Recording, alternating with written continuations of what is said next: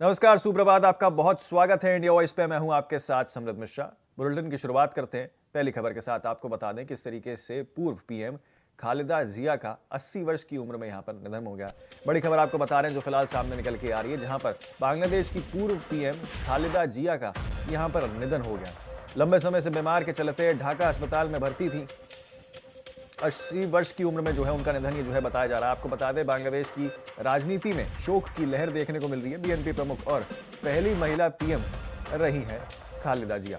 बड़ी खबर आपको बता रहे हैं जो फिलहाल सामने निकल के आ रही है पड़ोसी मुल्क बांग्लादेश से, जहां पर पूर्व पीएम खालिदा जिया का निधन जो है वो हो गया। आज सुबह जो है खबर सामने निकल के आई और आपको बता दें काफी लंबे अरसे से जो है वो बीमार चल रही थी, जिसके बाद उनको ढाका के एक अस्पताल में भर्ती कराया गया था।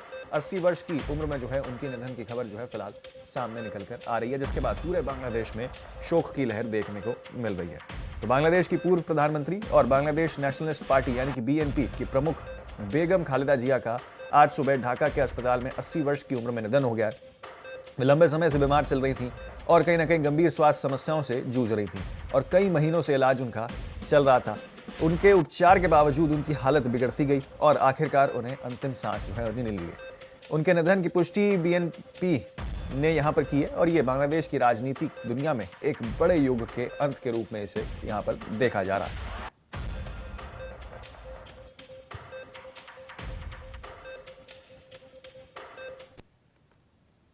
आगे बढ़ते हैं अगली खबर की ओर। केंद्र गृह मंत्री अमित शाह आज 3 दिवसीय दौरे पर पश्चिम बंगाल पहुंच गए। आपको बता दें उन्होंने पार्टी पदाधिकारियों संग विधानसभा चुनाव की तैयारियों पर बैठक की है। पार्टी सूत्रों के मुताबिक ये बैठक 2 घंटे से अधिक चली है।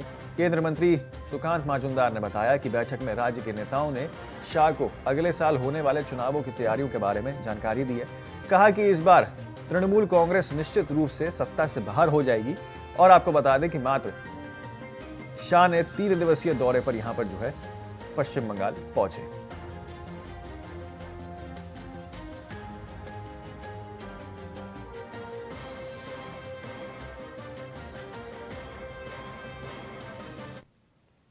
तो अरावली पर्वतमाला से जुड़े अहम मामले में सुप्रीम कोर्ट ने केंद्र सरकार से स्पष्टीकरण मांगा है और मौजूदा परिभाषा पर सवाल भी उठा दिए हैं। मुख्य न्यायाधीश सूर्यकांत ने कहा कि वर्तमान परिभाषा में पर्यावरण संरक्षण का दायरा सीमित हो चुका है और आपको बता दें कोर्ट ने 20 नवंबर के आदेश पर रोक लगाने के लिए यहां पर कहा था। किसी भी फैसले से निष्पक्ष और स्वतंत्र जांच बहुत ज्यादा जरूरी है, ये बात साफ तौर पर कही गई है। इसके लिए हाई पावर्ड एक्सपर्ट कमेटी बनाने का प्रस्ताव रखा गया है, जिसमें डोमेन एक्सपर्ट शामिल होंगे। वहीं अरावली पर्वतमाला को लेकर प्रतिक्रियाएं भी सामने आने लगी हैं। आखिरकार क्या क्या प्रतिक्रियाएं सामने आई हैं, एक बार आपको सुनाते हैं।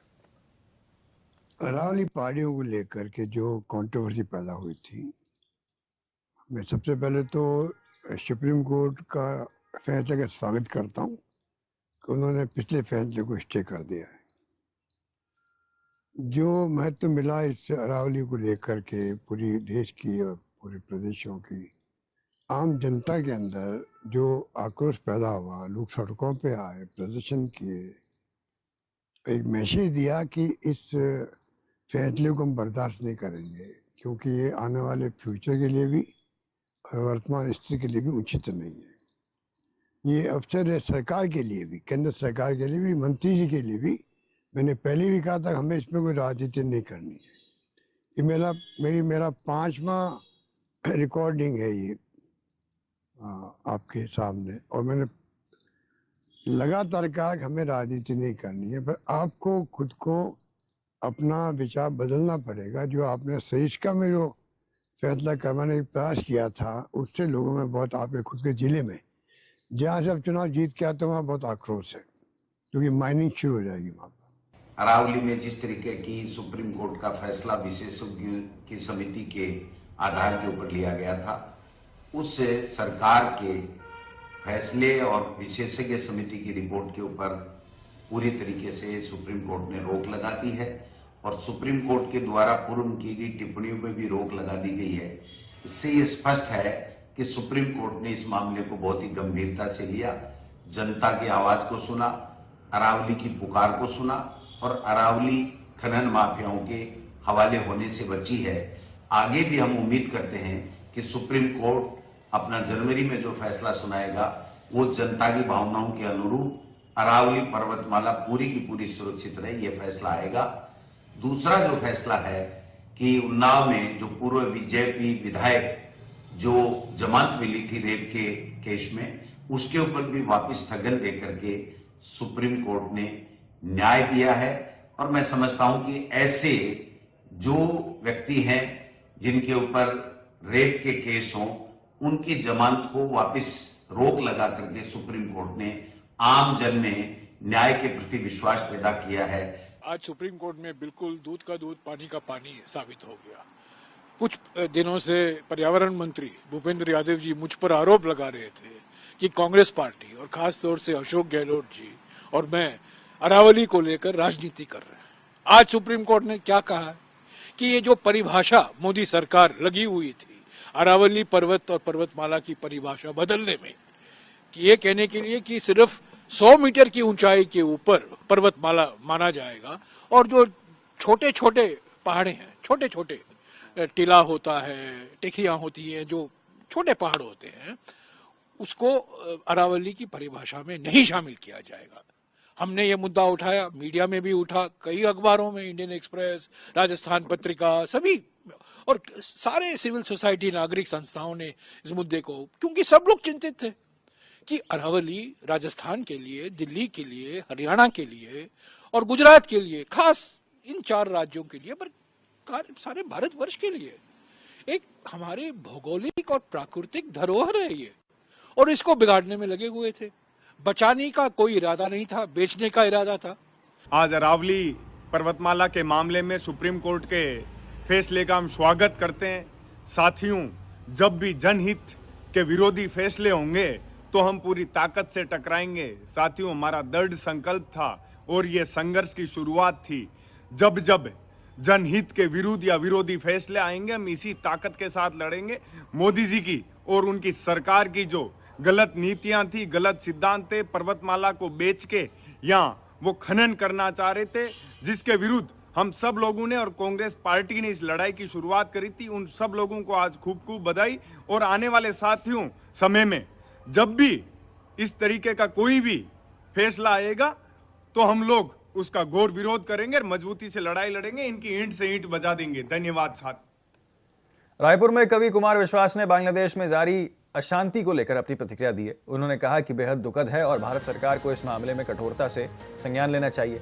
उन्होंने कहा कि निश्चित रूप से सरकार इस पूरे मामले में विचार कर रही होगी, लेकिन कुछ लोग हर घटना पर विलाप करते हुए नजर आ रहे हैं। कुमार विश्वास ने दोहरे मापदंड पर सवाल उठाते हुए कहा कि जब किसी निरपराध अल्पसंख्यकों को भीषण तरीके से जला दिया जाता है तो कई लोग चुप रहते हैं। उन्होंने उम्मीद जताई है कि इस गंभीर मुद्दे पर पूरा विश्व संज्ञान लेगा और पीड़ितों के प्रति संवेदना दिखाएगा।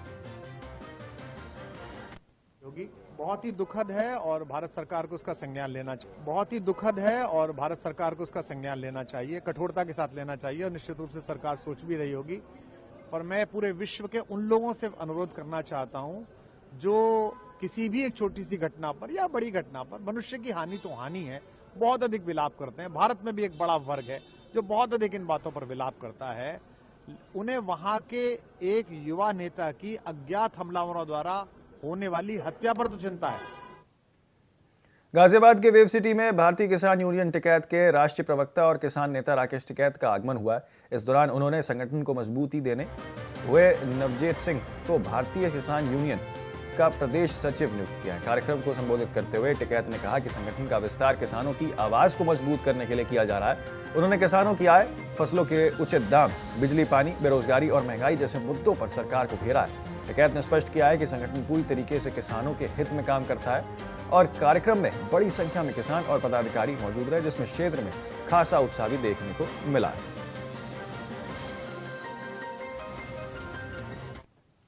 भारतीय किसान यूनियन के राष्ट्रीय प्रवक्ता आज गाजियाबाद देव सिटी में आए हैं। क्या कुछ सौगात है सर?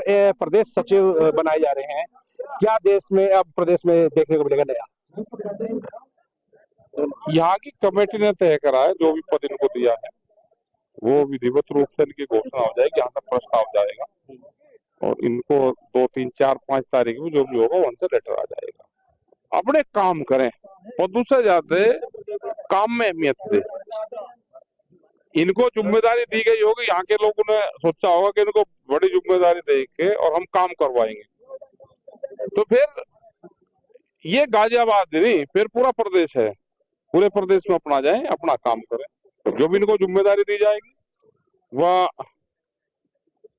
संगठन बनाने की दी जाएगी या कोई सी भी जिम्मेदारी जाएगी, उसको अपना काम करें, अपने संगठन को बढ़ाने का काम करें। जहाँ समस्या है उस समस्या का निदान करवाओ, अधिकारी से बातचीत करें, चिट्ठी लिखे, तो ये सब काम होते हैं। आपने बिजली के प्राइवेटाइजेशन की बात करी, नोएडा की बात करी, क्या सुधार लगेगा कि पूरी टीम वहां पे एक बार काम करे कि ये प्राइवेटाइजेशन ना हो? नहीं, ये तो आप अपने क्षेत्र में काम करना पड़ेगा। जो जहाँ के लोग हैं वहां पे ही अपनी आवाज उठाते रहे कि बिजली प्राइवेट सेक्टर में ना जाए। ये पूरे देशव्यापी आंदोलन वो चल रहे हैं, क्योंकि बिजली प्राइवेट जाएगी तो नुकसान होगा, और प्राइवेट कंपनी तो फिर प्राइवेट वाले ही हैं, वे फिर स्मार्ट मीटर लगाएंगे।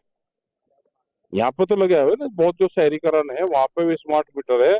अगर पहले ही वो चार्ज करवाने पड़ते हैं कूपन लेकर, भाई गांव में तो कुछ अपना चल भी जा, चलो आपने 6 महीने बाद में दे दिया, 1 साल बाद में दे दिया, वे अपने मनमार्जी कर देंगे, मॉनिटरिंग उनकी किसी पर रहेगी नहीं। टिकैत साहब, क्या सोचते हैं बांग्लादेश के जो हालात हैं, जो आज जिला गाजियाबाद में हिंदू रक्षा दल ने हथियारों का प्रदर्शन करते हुए घर घर तक बात की है? उन्हें तो राड चाह रही, सबको राड चाह रही, उन्हें पढ़ाई पे काम नहीं कर रहे, हेल्थ उस पर काम नहीं कर रहे। हमने ये कहा कि जितने भी मंदिर, मस्जिद, गुरुद्वारे हैं, उनका 60% पैसा जो धन आता है वो एजुकेशन में जाए, वो मेडिकल फैसिलिटी में जाए, सब में एक सरकार कानून बना दे। तो मुख्यमंत्री साहब क्या कर रहे हैं शिक्षा को लेकर? वो तो सरकार की योजना जो है वो कर रहे हैं, लेकिन जितने भी हमारे धार्मिक स्थल है उनका जो फंड है वो कहाँ जा रहा है? भाई धार्मिक फंड कहाँ जा रहा है? जो वहां पे इकट्ठा होता है, जनता वहां पे दान करती है, वो कहाँ जाता है? क्या उनकी सिर्फ एफडी बढ़ती रहेगी? एक कानून करवा दे, कोई भी धार्मिक संस्था जो चंदा इकट्ठा हो रहा है 60% एजुकेशन और हेल्थ में लगाएगी, और एक शिक्षा, 1 कंट्री 1 शिक्षा 1 हेल्थ, ये इशू लेकर आओ, और शिक्षा का अधिकार सबको है पढ़ाई करने का, उस पर काम करना चाहिए। इनसे कुछ नहीं होगा कि आज उसने झंडा ठा लिया, आज उसने ठा लिया, ये तो राड बोले। और ये शपथ दे जो सनातनी है, सनातनी मीट तो खाता नहीं, ये नु कहे जी हम गाय का नहीं खाते और तो खा लें सारे, कहीं के हिंदू है भाई, कह लीजिए हम और तो सब खावे, हम गाय का नहीं खाते, कहीं के हिंदू हो भाई। तो टिकैत साहब, आज देश के लिए संबोधन क्या करना? संबोधन ये है, अपनी पढ़ाई पे ध्यान दो, पढ़ाई ही काम आएगी। देश के में जनसंख्या नियंत्रण कानून बने, सरकार बहुत सख्ताई से उस पर काम करे। आने वाले टाइम पे 20 और 25 साल में, 50 साल में, 100 साल में क्या स्थिति होगी देश की? क्या देश पूरी दुनिया में लेबर का काम करेगा? फिर ये भारत से लेबर जा रही है, और शिक्षा सर्वोपरि है। शिक्षा है और जनसंख्या नियंत्रण। तो ये थे राकेश टिकैत जी, जिन्होंने बताया कि शिक्षा ही सर्वोपरि है, शिक्षा से ही आगे बढ़ा जा सकता है और जनसंख्या पर काम किया जाए, देश को ये एक संबोधन भी है। Mahendra Sharma, Ghaziabad, India voice news. Siddharthnagar में जनपद स्थापना दिवस की 37वीं वर्षगांठ श्रद्धा और उत्साह के साथ मनाई गई। कार्यक्रम की शुरुआत साड़ी तिरहा और सिद्धार्थ चौराहे पर भगवान बुद्ध की प्रतिमाओं पर माल्यार्पण कर हुई है। इसके बाद कपिल वस्तु स्तूप पर सांसद जगदम्बा पाल, विधायक माता प्रसाद पांडे, जिलाधिकारी और अन्य अधिकारियों ने पूजा अर्चना की। सांसद ने कहा कि सिद्धार्थनगर की पहचान गौतम बुद्ध की धरती से है। उन्होंने कपिल वस्तु के विकास, Buddha circuit, line and sound show और विश्व स्थापना जैसी योजनाओं की जानकारी दी है और सभी को स्थापना दिवस की बधाई भी दी।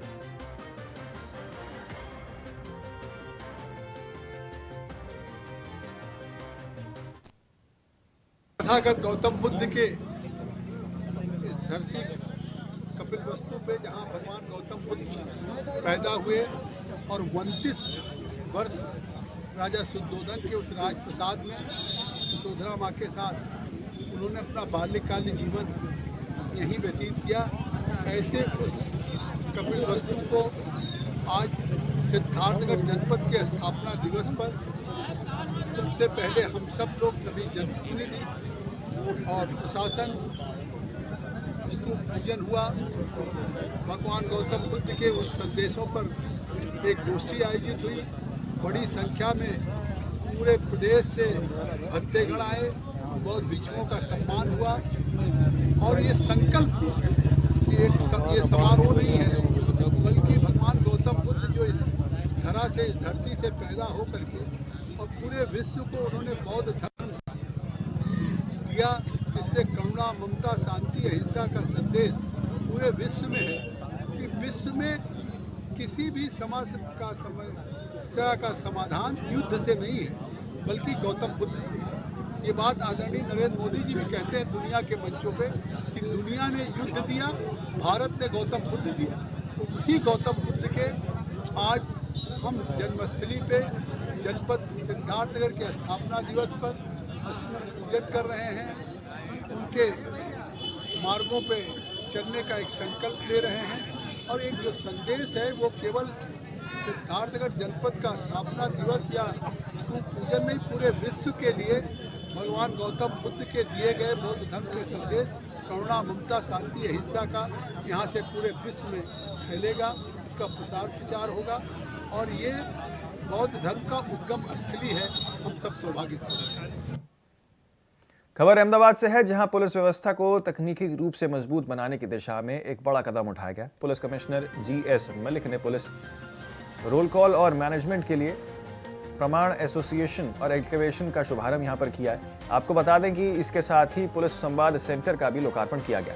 इस अवसर पर पुलिस प्रशासन के वरिष्ठ अधिकारी मौजूद रहे हैं। GS मलिक ने कहा कि प्रमाण ऐप से पुलिस कार्यप्रणाली से पारदर्शिता जो है वो आएगी और बेहतर प्रबंधन यहाँ पर संभव होगा। संवाद सेंटर के माध्यम से आमजन की समस्याओं का त्वरित समाधान किया जाएगा। एल्कुलेशन की कार्यप्रणाली पर लाइव प्रदर्शन भी किया जाएगा। इस ऐप से विशेष रूप से ट्रैफिक पुलिस के कर्मचारियों की उपस्थिति और कार्यक्षमता में सुधार होगा। ऑफिस में एक सॉफ्टवेयर एप्लीकेशन हम लोग लॉन्च कर रहे हैं जिसका नाम है प्रमाण, मतलब police roll call and management system. Ahmedabad में पुलिस, ट्रैफिक पुलिस की जो ड्यूटी है वो सुबह 7 बजे से 3 बजे और 3 बजे से 11 बजे, कुल 8-8 घंटे की है। कुछ जगह पे 3 शिफ्ट में भी ड्यूटी है। तो पुलिस कर्मचारी घर से सीधा ड्यूटी पॉइंट पे जाता है और ड्यूटी पूर्ण करके, कंप्लीट करके फिर घर वापस चला जाता है। तो वो कितने बजे पहुंचा, कितने बजे ड्यूटी पूरा करके वापस चला गया, इसका सुपरविजन थोड़ा वीक था। इसके लिए पहले हमने लाइव लोकेशन का भी सिस्टम सेट किया था, लेकिन वो भी इतना इफेक्टिव नहीं था। तो ये सॉफ्टवेयर एप्लीकेशन से जैसे ही वो पहुंचेगा वो अपना पंच इन करेगा, उसकी लाइव लोकेशन उस पॉइंट से सीधी सर्वर में चली जाएगी और जब ड्यूटी पूरी करेगा तो फिर पंच आउट करेगा तो उसकी जो लोकेशन है फिर से सर्वर में चली जाएगी। तो इससे हम देख सकते हैं कि उसने कितने घंटे ड्यूटी की है। पोरबंदर में आज INSV कौंडिन्य नामक ऐतिहासिक जहाज ओमान के लिए समुद्री यात्रा पर रवाना हुआ है। आपको बता दें कि यह जहाज लगभग 2000 साल पुराना स्टिचर्स शिप टेक्नोलॉजी से बनाया गया है, जिसमें लकड़ी के तख्तों को नारियल की सिला पर जो है रखा जाता है और कहीं भी कील का इस्तेमाल नहीं हुआ है। आपको बता दें कि जहाज में ना तो इंजन है और ना ही GPS, वे पूरी तरीके से हवा से चलने वाला कॉस्ट सील वाला आधारित यहाँ पर शिप इसे माना जा रहा है। आपको बता दें 65 फीट लंबे इस जहाज में 13 नाविक और 3 अधिकारी सवार रहेंगे और ये 1400 किलोमीटर की दूरी करीब 15 दिन में तय करेगा। तो आपको तस्वीरों के माध्यम से भी हम दिखा रहे हैं किस तरीके का नज़ारा जो है वहाँ देखने को मिला है। 15 दिन में ये तय करेगा। आपको बता दें वेस्टर्न नेवल कमांड के flag officer commanding Krishna Swaminathan ने इसे हरी झंडी दिखाई है। ये परियोजना भारत की प्राचीन समुद्री परंपरा और ट्रेड रूट्स की दुनिया के सामने दोबारा जीवित करने की दिशा में एक बहुत ही ऐतिहासिक और बड़ा कदम माना जा रहा है।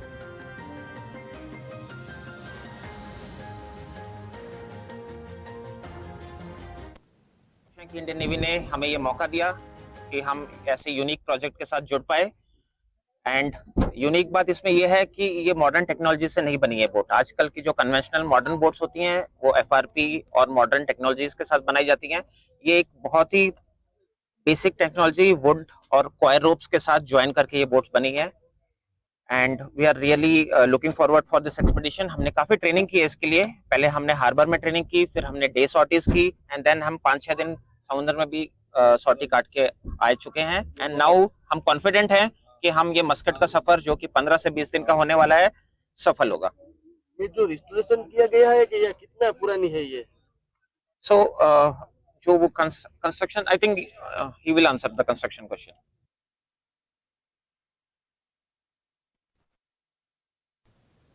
आगे बढ़ते हैं अगली खबर की ओर। आपको बता दें कि लखनऊ स्थित केजीएमयू में धर्मांतरण प्रयास से जुड़े मामले में गठित जांच समिति में बदलाव जो है किया गया। आपको बता दें नई समिति में प्रस्तुत और स्त्री रोग विभागाध्यक्ष प्रोफेसर अंजू अग्रवाल को सदस्य यहां पर बनाया गया है। इसी के साथ आपको बता दें जबकि सेवानिवृत्त आईपीएस अधिकारी भावेश कुमार को भी इसमें शामिल किया गया।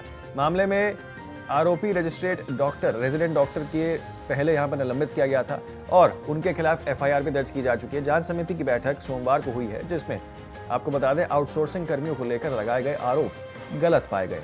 आंकड़ों के अनुसार आपको बता दें 3,995 आउटसोर्स कर्मचारियों के केवल 290 अल्पसंख्यक बताया जा रहा है। जबकि आपको बता दें कि बयान जारी करने के बाद यहां पर अलग अलग सदस्य समिति की गठन यहां पर किया गया था। तो जो नोटिस जारी किया गया उसकी तस्वीर हम आपको दिखा रहे हैं किस तरीके से महिला डॉक्टर्स और रिटायर्ड आईपीएस अधिकारी जो हैं इस पूरे मामले में अब जो नई टीम गठित हुई है उसमें शामिल किए गए हैं।